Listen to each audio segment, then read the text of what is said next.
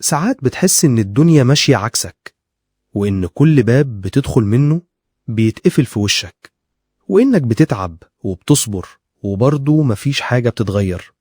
بتبدأ تسأل: هو أنا كده علشان غلطت؟ ولا ده عقاب؟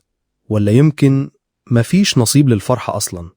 بس انت نسيت حاجة مهمة جدا، إنك مش شايف الصورة كاملة، وإن اللي بيحصل لك دلوقتي جزء من ترتيب إلهي بيبني فيك حاجة يمكن انت مش شايفها، بس هتفهمها لما توصل. ربنا أحيانا بيأخرك علشان ما توصلش بدري، لأن لو وصلت بدري مش هتستحمل، مش هتقدر، وممكن تخسر كل حاجة بسرعة. لكن لما تتعب وتحس وتحاول وتفشل ثم تقوم تاني، وقتها لما توصل هتعرف قيمة اللي بين إيديك. في حاجات انت كنت عايزها بقوة وتمنيتها بكل صدق، بس سبحان الله ما حصلتش، مش علشان مش من حقك، لا، علشان ربك بيحبك وشايف ان اللي كنت بتدعي بيه هو اللي كان هيكسرك أو يفسدك أو يبعدك عن الطريق. وانت يمكن زعلان دلوقتي، بس هتفتكر اليوم ده بعدين وتقول: الحمد لله إن الحاجة دي ما حصلتش. وده وعد مش كلام. لما تشوف كل الناس حواليك بتتحرك وناجحة ومبسوطة، وتلاقي نفسك واقف ثابت مكانك، ما تتخضش، لأن أحيانا الوقوف في مكانك هو النجاة من الانهيار. اللي بيتحرك بسرعة مش دايما سابقك، ممكن يكون بيجري في اتجاه غلط وانت ماشي بالراحة بس على الطريق الصح. والطريق الصح دايما بيوصل حتى لو اتأخر شوية. خليك فاكر ان السكون أحيانا بيكون من عند ربك، مش فشل، مش كسل، ده أمان. أمان من حاجة كنت هتقع فيها، أو أمان لروحك اللي مش مستحملة دلوقتي أكتر من كده. ما تستهونش بالدعاء اللي بتقوله وإنت ساكت، ولا بالنظرة اللي ترفعها للسماء. ما تستهونش بدمعة نزلت وإنت محدش حاسس بيك، لأن الحاجات دي عند ربك كديرة ومش بتضيع، بتتحفظ وتتردلك في وقت بيكون أنسب ليك من اللي كنت بتتمناه. في أمور ربنا بيأجلها علشان قلبك وعلشان سلامك وعلشان ما تتعلقش بغيره، لأن التعلق بكل شيء غيره في الآخر بيوجع.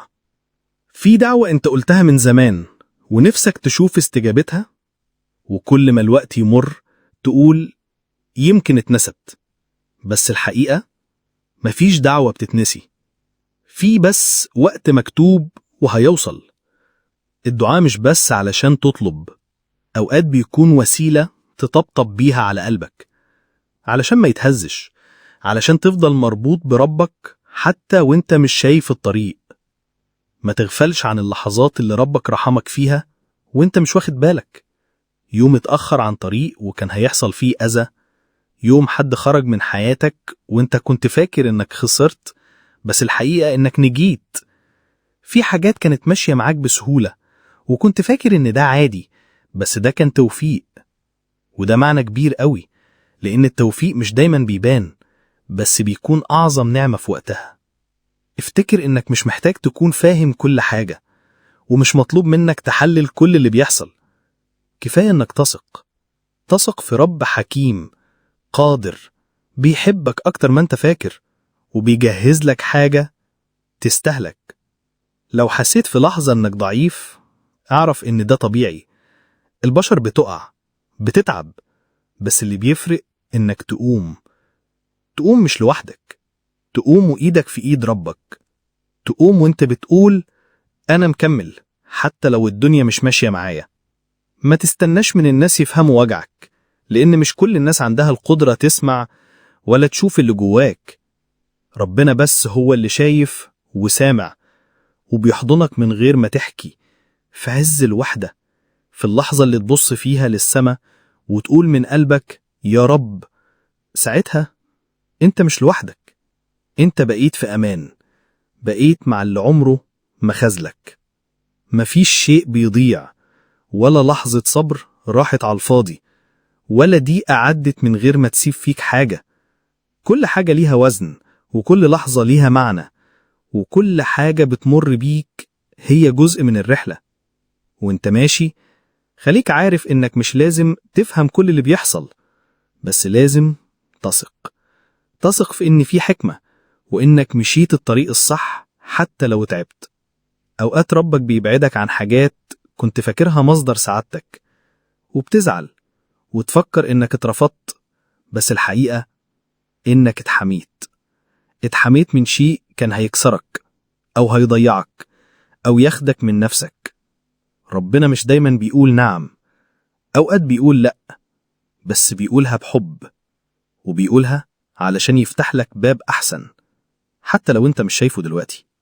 لو ربنا أخر عنك شيء فده مش معناه إنك مش تستاهله، ده معناه إنه شايف إن التوقيت دلوقتي مش هيخدمك، وإنه محتاج يجهزك ويعلمك ويطهرك من حاجات جواك قبل ما يديك.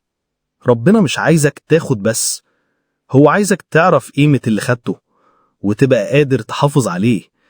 ودي أعظم نعمة، إنك تبقى مستعد للرزق مش بس مستنينه. ساعات الرزق الحقيقي مش فلوس ولا وظيفة ولا فرصة، ساعات بيكون راحة، هدوء، إحساس بالأمان وإنت ساكت، وإنت بتتنفس وتحس إنك بخير.